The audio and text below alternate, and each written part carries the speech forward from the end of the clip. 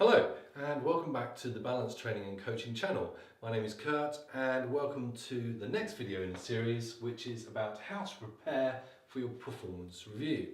And this is from the perspective of an appraisee, a member of staff who is having to go to his or her line manager to receive their appraisal or performance review.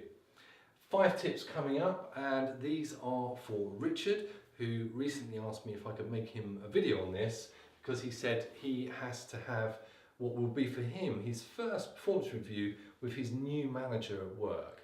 And he said, you got some tips on how I can prepare for this in a good fashion? So here you go, Richard, here are 5 tips. See what you think.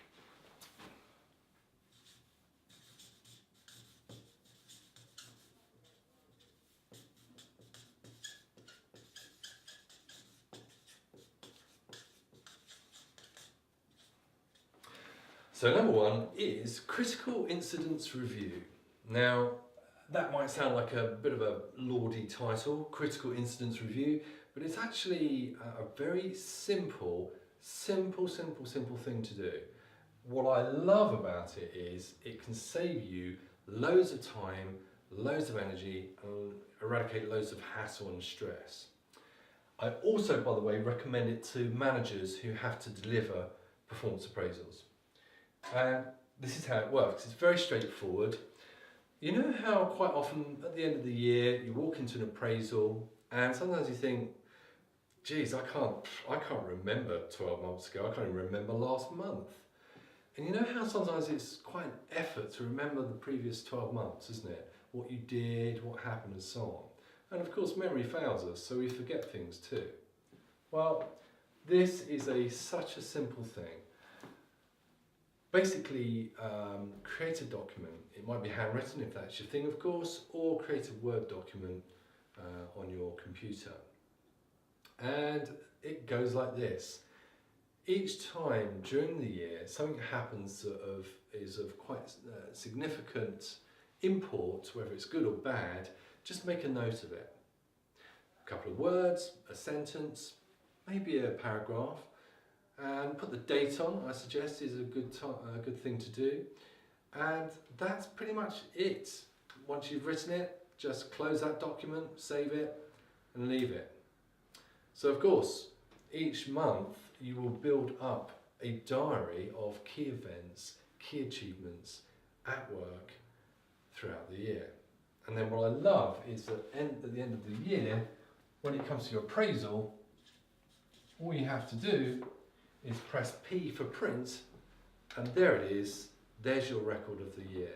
It's going to save you a lot of time and effort at the end of the year, of course, when you're preparing. So if you want to go with that, please do. It's a lovely thing to do. Lovely thing to do. It's a very English thing to say, isn't it? Lovely thing. Next one. Okay. Yes.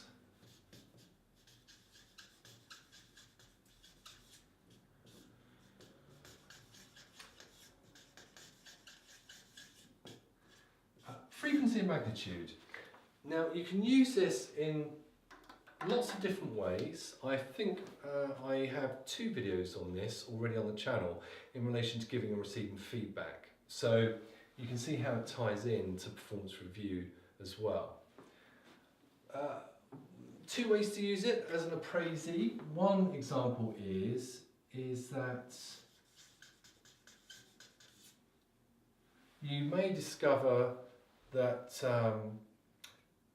you want to tell your manager that you did something really well throughout the year.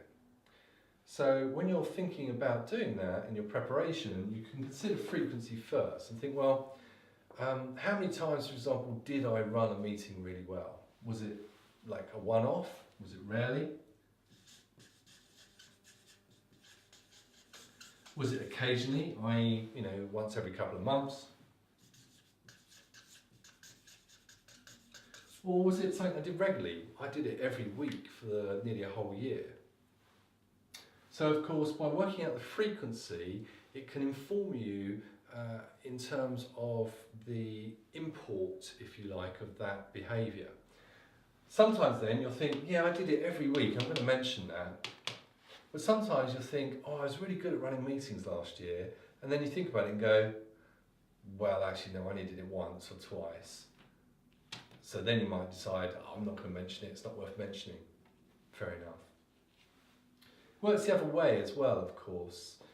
Because of what I did, we rarely wasted resource. So, it can work in the other direction. Likewise, if you're not sure whether to feed back on something, positive or negative, you can consider the magnitude of that behaviour or that action. So, for example,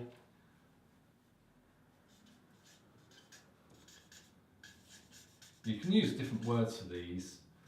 I frequently change the wording that I use for each of them. Low, medium and high magnitude. So for example, let's say something negative happened to you. You might work out it happened regularly as well, and it caused you a lot of perhaps anxiety and frustration. And then you're trying to decide, should I mention it though? Should I mention it? My manager's busy and I don't want them to think I'm just complaining and whining. But on reflection, you might think, no, it's high magnitude, meaning it had a very big impact on me and the team. You can delineate, explain what those effects were, in which case you might decide, I'm going to mention it.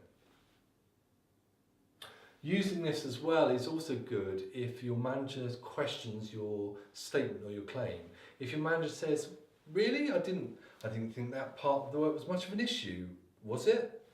You can actually cite frequency and magnitude to make your case, and it often makes you far more convincing and effective.